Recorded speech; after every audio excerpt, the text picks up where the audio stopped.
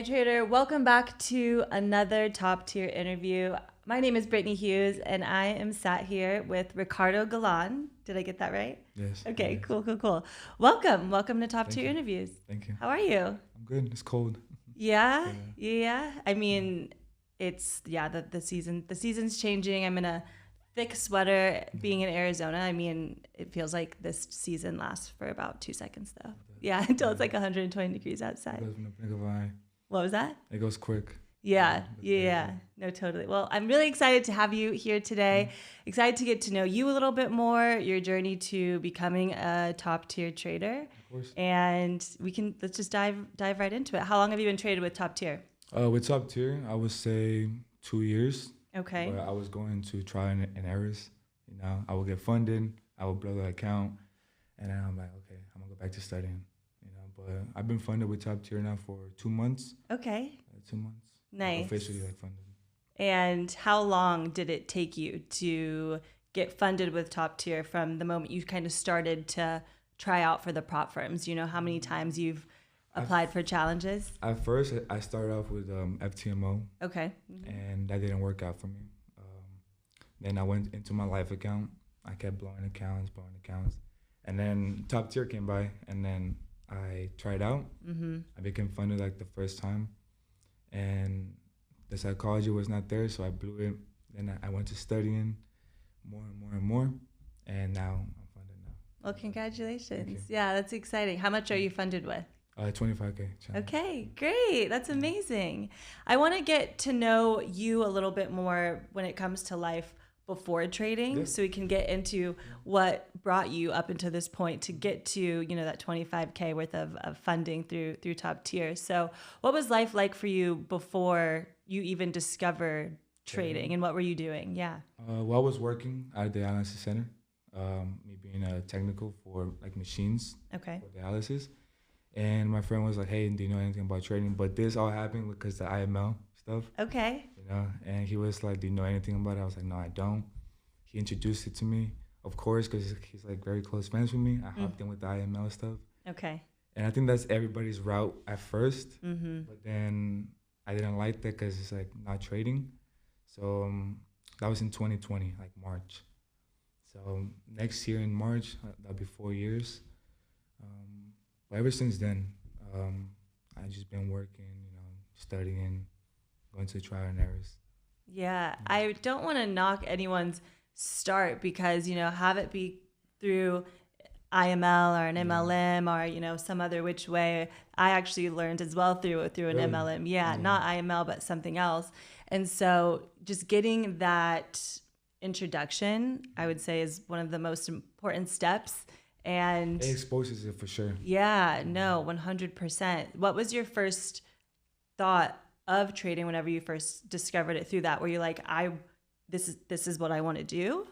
Which it was crazy because so once I went into the IML, they tell you, oh, like make a live account, deposit some money, and just learn.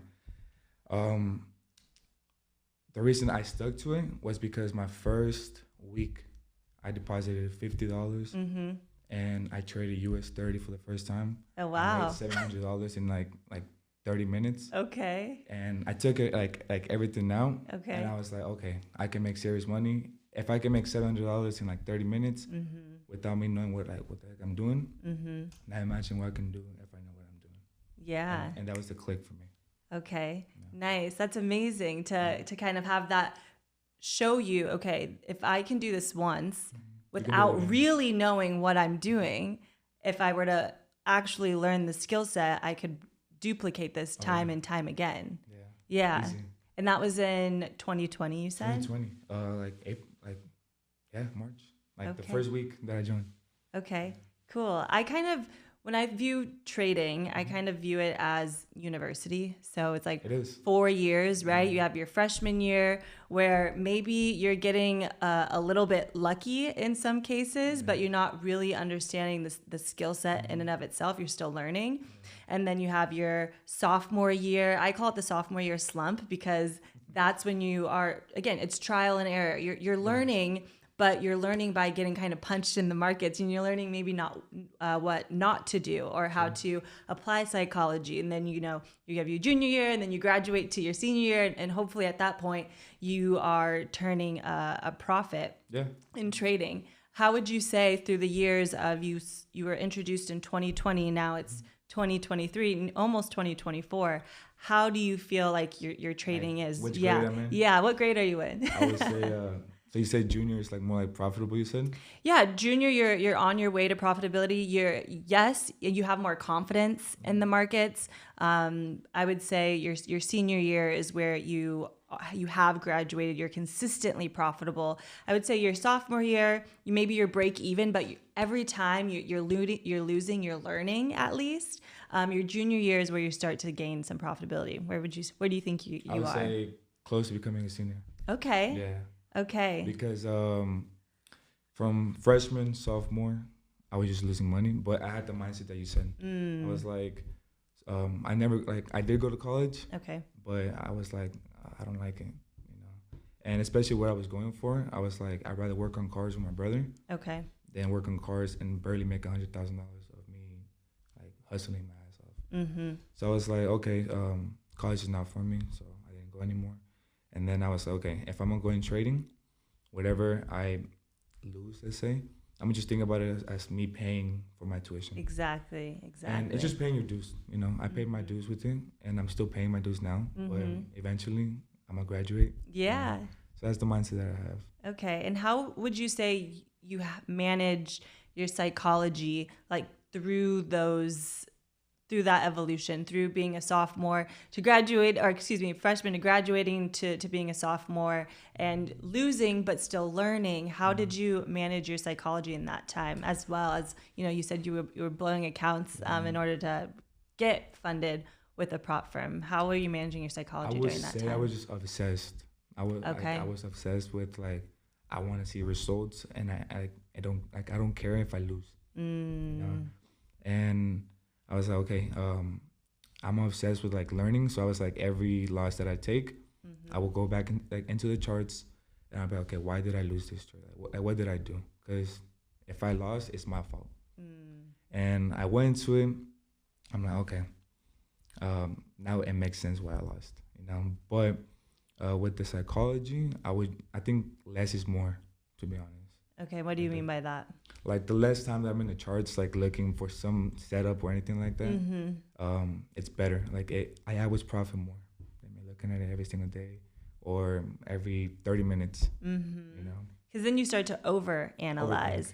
And maybe over-trade. And you're looking for something that's not there simply because you've spent, an hour, 2 hours, 3 hours on the chart. You're like, I've spent this much time reviewing this and looking over it. Like, I have to put it in a position. I start becoming delusional when I look at the market. Yeah. I found as well for myself that the less I don't want to say the less I'm on the charts, because I believe in being a student and continuing to study and to know what's going on in the market doesn't necessarily mean you have to be in the market.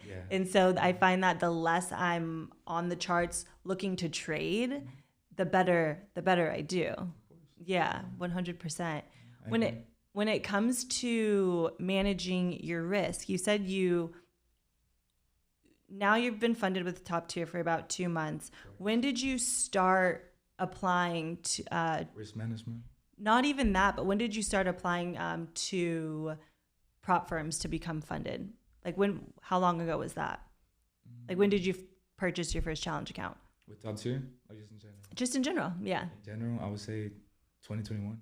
2021. Okay. And then you finally were funded through TopTier in about 2 months ago. So when it comes to managing... No, my first time being funded with TopTier was in 2022. Oh, wow. Yeah, okay. November 2022. Okay. I was funded with the 50K account. Okay. And my psychology was just not there. My risk management, you know how there's like a daily drawdown? I'm like, after the daily drawdown, I'm just go all in. I'll go all in. And I'm like, oh, I messed up, But the tier 1 and tier 2 is pretty easy. But it's the daily drawdown that it makes you disciplined. And that's why I wasn't.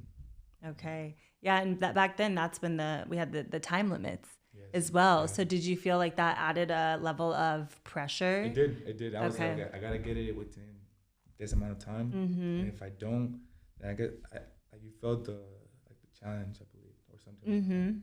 So I was like, okay, I gotta get it quick. But that was where I was like under pressure a lot. Now you guys don't have that anymore. Cool. Yeah, which cool. allows for people to actually follow a proper risk management plan and not feel like they have to double down because they have 2 days left of the challenge and they still need to make 6% on their account. How would you say from the first time you got funded with TopTier to now, has your risk management shifted when you were looking to pass this last time to get funded with TopTier? I definitely changed up a lot. Okay. It changed up a lot because I took into accountability of, okay, if my account, like it says, 25K, I'm going to be risking this much. Because if I risk this much, I can take 2 to 3 trades this day and I'm still good. I still have the next day to play again. So it's just the small wins that leads you to the big wins, not just hitting home runs every time. Yeah, exactly. I want to talk about your strategy a little bit. Can you give us a kind of a rundown of when you are sitting down, what you're looking at, why you're looking at it, and kind of what are your signals to get into a trade? Okay. So every Sunday, I reset all my charts and I look at levels. Okay. I look at levels in the market from the monthly all the way to the 1 hour. Okay. Then after I'm done marking up that, I look at what type of trend I'm in, and like if I'm in a ranging trend or downtrend or uptrend, I just write it down on the little side notes. Then that's like that's my bias already, like what I'm seeing for this week, and then I just keep going for like different pairs. Then after that, I look at probabilities of area of interest, and I don't trade. Like this is something that I'm becoming more and more strict about. If I go on my phone right now and I look at, for instance, gold, and it seems tempting, I'm like, no. I put my phone down and I go all the way to London session. Okay. London or New York. Okay. And because I don't want to look at no setup, because right now it's just like tempting you. You hop in, you lose money, and then you come back in London, and it's like, you win, and then you become I break even. Yeah. But then I go into the 4 hour. I look at their interest. 1 hour for the medians of fall support and resistance. Okay. Then 30-minute, 15-minute, and 5-minute is for my entries. Okay. Nice. And has that always been your strategy? Well, actually, no. Like my strategy, like I have studied from a lot of people. Okay. Cubans. I studied from Anthony, Alex, a bunch of people. Okay. And I kind of like took like some stuff from everybody, and I always keep it like in the back of my head, like okay, like this, Yeah. Just combine it, like everything together. Do you find that that's helped you, or has that hindered you from learning from so many different people? Has that confused you at all, or has it helped you more than anything? I think it has helped me more than anything, because there's people out there who's like, oh, like let's go on YouTube, and on YouTube or even Google, it's like a lot of information now, but it's not the right information. Yeah. But for instance, like you, Anthony, like everybody else, it's like they're actually giving you the right information to learn. Yeah. No, I'm such an advocate for mentorship and for investing in yourself and in people who have been where you currently are, but maybe a few steps ahead of you, because it allows for them to shorten that learning curve for you. Now, I believe that we all have to learn the hard way in certain instances, right? We all have to over leverage or fall back into, either greed, fear, FOMO. Like we have to feel those emotions for ourselves so we know what they are. Yeah. But being able to learn from someone who knows what you're trying to learn shortens that time curve and hopefully allows for you to minimize some mistakes as well, because you get to learn from them. It cuts down the like. So like for instance, like you know how like they went through everything, it just cuts down the following steps. Yeah, no, 100%. Do you trade a specific session? Yes. Okay, which session do you London trade? London and New York. Okay, and then what pairs are you trading? What instruments? Euro AUD, gold. I'm looking at gold a lot for the last few weeks. Okay. I don't trade no indices right now. Okay. Because it's like you're looking at the wrong pair. Like, you know how you said, like, oh, it's like you're in your senior year, and then you go into like your masters and stuff like that. For me right now, if I look at US 30 and I start trading US 30, I feel like it's like I'm jumping from sophomore or junior, Okay. like all the way, like I want to graduate already. Yeah. You know, but it just comes with time. I have seen more success when we trading gold and currencies than when I used to trade just US 30 or XPX and stuff like that.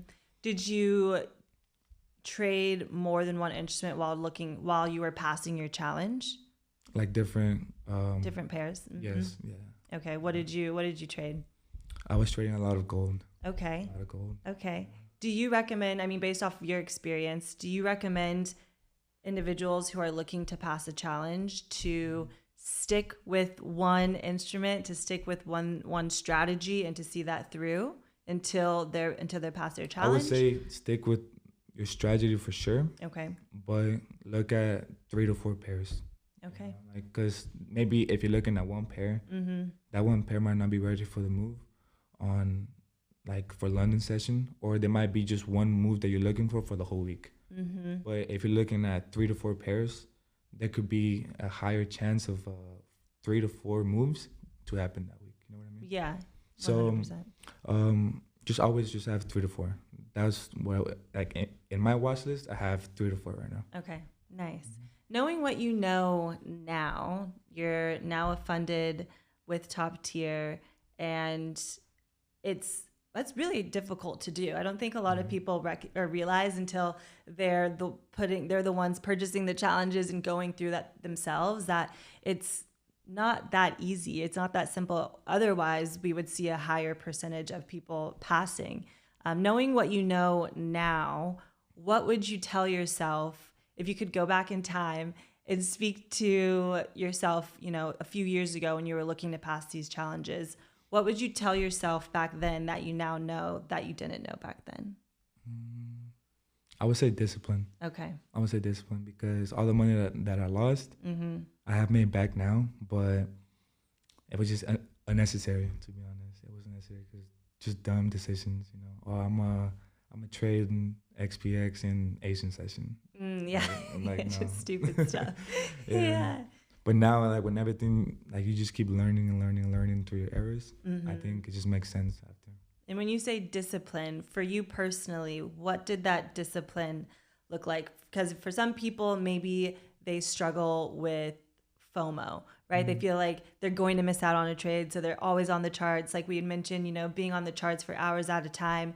So maybe that discipline looks a little bit different than the person who is fearful or is dealing with greed. And so for you, what was that pain point? And then what disciplinary actions did you put in place to overcome those things? So I'm not gonna lie, I did have FOMO, like, a lot, and I did overcome a little bit of greed. Okay. Because I will be up at such an amount, and I'll be like, no, I want more, because if I make it a little bit more, I can. It's less like to make my money back. Yeah. But how I got over it is just by me saying, you know what, if I miss the setup, F it. Like, I just look at another setup. Yeah, there's always going to be another one. Because if you hop in and you get in that trading setup, like let's say with the amounts that you're risking, the drawdown that you're gonna be in is gonna give you like panicking, and you're gonna be like, I'm gonna just close out, and then it could go all the way up or it could go all the way down and hit your SL. But it's just like, why go to that panic? Just close your computer. Yeah. They say that trading is actually supposed to be extremely boring. It is. And if you are a highly profitable, highly successful trader, that you should view trading as boring and monotonous, right? It's not supposed to give you these high spikes of dopamine and serotonin, and that's when you're probably doing something wrong. Gambling. When you win money, you're like all like super hyped up. But I take into consideration like all these like experts at trading, they're like numb. They're like, oh, okay, I made this much money, because they know what they're doing. But when you go to a casino, they get all like hyped up. Yeah, they play off of your emotions. Exactly. And I think that's what tells the difference between someone who is funded and who has been funded for a while and they're consistently getting payouts versus someone who maybe got funded similar to you and then lost it due to, again, you playing into your emotions. And I think that happens a lot of the time. And so when we have someone that's funded, I think it's extremely, extremely important to recognize, how difficult it is and how much you had to overcome emotionally, internally, in order to get to this point and to this level. You mentioned that you have looked at, some of the experts. Who are some of your role models that you either study or that you read up on to kind of keep your mindset intact? I would say Q Anthony. Okay. There's some other ones like Lambero. Okay. There's a bunch, but my top 3 will be those. Okay. And just out of curiosity, why do you gravitate towards them? So to be honest, so when I first joined the IML, like going back to that, okay, I did come across Q, like through Instagram, and I was like, oh, he's pretty cool. He's actually trading. I actually thought Q was part of like the IML or something like that. Yeah. And I'm like, oh damn, like you can make it bigger on IML and stuff. But then I started digging in, and it's like, no, like this is actually trading stuff. And like this is like back in 2020, so whatever Q has done from 2020 till now, it's just impressive. Yeah. It's just impressive. I'm just like, yeah, that's a good role model. What is your long-term vision? Long-term vision? Yeah, when it comes to trading. I definitely want to scale up to $1 million, Okay. Here for sure. But long vision, just do this full time. That's my next goal for this year. Like this year coming up, I want to do this full time. Okay. Do you currently have a job as well? Yeah, I have like some like side income. Okay. But for sure, trading just like overboards it. But I'm becoming more consistent to where I can make trading my full income. How does that feel? Good. Yeah. It feels crazy. It feels crazy. It feels crazy. It feels unreal sometimes. Yeah. Well, I mean, I think for me personally, I kind of had to understand that trading can be a full-time thing, but I can't make it my full-time focus personally. It's like, what are you going to do after? Exactly. Yeah. Well, because also the more pressure I would put on myself to make it the only thing, so much so where I was like, I don't need a job. I don't need to do these other things because I'm going to make this the main thing. True. But in order to make this the main thing, you still have to have something going on in the background so you're not putting so much pressure on the main thing. Do you find that having extra sources of income and things on the side has allowed for you to become a better trader? To be honest, yes. Okay. Yes, because in 2020, you know how the whole COVID thing and stuff like that. I quit my job. And I went into trading. Yeah, I was making money, but that's when the FOMO was almost keeping in. Greed was kicking in, and I would just be on the charts all day. Once I learned my lesson, I was like, hey, you know what? From now on, I'm gonna have a side of income from here, and I'm gonna learn to just look at like me having a job. Kept me like disciplined to just look at it on London session and New York. Yeah, because that's the only time you had to look at it, right? Yeah. Because if I did not have a job, I would just be looking at it all day long. Yeah. I want to talk about what's your most notable trading memory up until this point. Have it be a moment where you're like, okay, like it finally clicked, or maybe your highest trading day. Oh, it's crazy. Yeah. Do you have a notable memory that you can draw back on? So I have a few. Okay. I'll just say them real quick. Sure. How I said like my first week, the $600, that was cool. So like let's talk like recently with like top tier. I have a picture where I was so close to lose my max drawdown. Okay. I took a picture of it and I was like, all right, I'm locking in. And it was Sunday night. Okay. From that Sunday night, I made. It's from a 25K account, you got to make 25, like 100, right? I was in drawdown almost 2,500. And on gold, I was like, you know what? I'm going to go all in gold. I got this. I know. And I was in an uptrend. So I scaled in all the way up to 5 lots on gold. It went up like 300 pips. So that day, I made 7K. Nice. Yeah. Nice. And how recent was that? Oh, I would say Or how long ago was that? 3.5 weeks. Okay. Like 3.5 weeks ago. Nice. How'd you feel after that? I was sleeping. Yeah. I was sleeping. I was just like, you know what? I'm gonna just let it run. Yeah, but when you woke up and you saw it, were you like?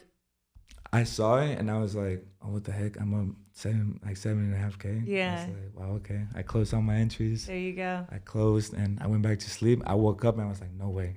Did I just dream that? Yeah, What was that? Like, no way. Yeah. But it just happened like if I was used to it. Yeah. It was weird. Which is, I would say, the key to it all. Again, tying back into not drawing so much into our emotions. I mean, I think it's normal and I think it's healthy to get excited about accomplishments because, you've been working since 2020 to have, a day like you had 3.5 weeks ago. But to not get so tied into that to where we're feeding back into our emotions and starting that cycle over again. So that's awesome. And then the other one is 2 weeks ago, I was like, okay, like, let me see if I can do it again. And I did it again and I got paid out from that. And then now I'm just waiting for another payout now. Nice. Well, you're just riding this high. Now you're here at the Top Tier Interview. I just want to do like consistent. I just want to keep doing it consistently. Because I am taking it serious. Yeah, good for you. Thank you. Last thing is congratulations. This is really, really exciting. And knowing what you know now, and there's a ton of people who are watching who are looking to get funded with Top Tier, looking to pass their challenge. Maybe they've purchased many challenges and they've ballooned many accounts. But for the traders who are watching this, looking to extract some level of value, what would you say to them who are looking to get funded with Top Tier? What's like your number one piece of advice that you'd have to share? I would just say just don't give up. Because there's multiple times that I was like, you know what, I just want to give up. But I just didn't. And, thank God I didn't. Because if not, what I would be doing. So just don't give up. Yeah, just don't give up. It'll be worth it. Yeah. I mean, you're living proof of that. That's really incredible. Well, thank you so much. Yeah, this has been such an honor to get to know you, and I'm excited to continue to see your successes in the community. Everyone, make sure to comment your most valuable piece that you've extracted from this interview today. Make sure to like this video and subscribe to Top Tier Interviews so you can continue to see. And Ricardo, let people know where they can find you online. You guys can find me on Instagram in Prince Ricky. And that's all I have. Okay. Social media. Thank you so much. Yeah. Appreciate you. Thanks. Thank you.